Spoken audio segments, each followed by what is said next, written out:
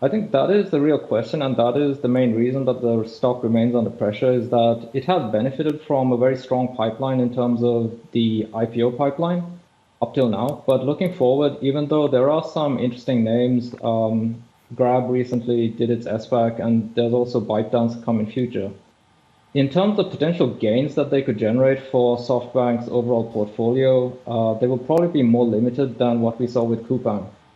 And one issue we do see is that even leaving aside the weakness in tech names, a lot of SoftBank's portfolio companies actually trade at relatively high valuations compared to their peers, even in the tech space, which is already relatively pricey.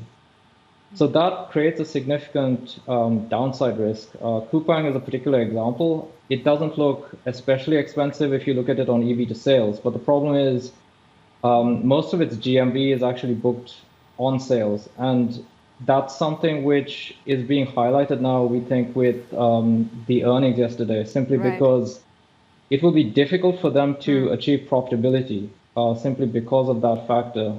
Cutting costs for them in terms of a percentage of sales is more difficult than a company which, say, books 10% of GMV as sales. Is it time to book profits in SoftBank?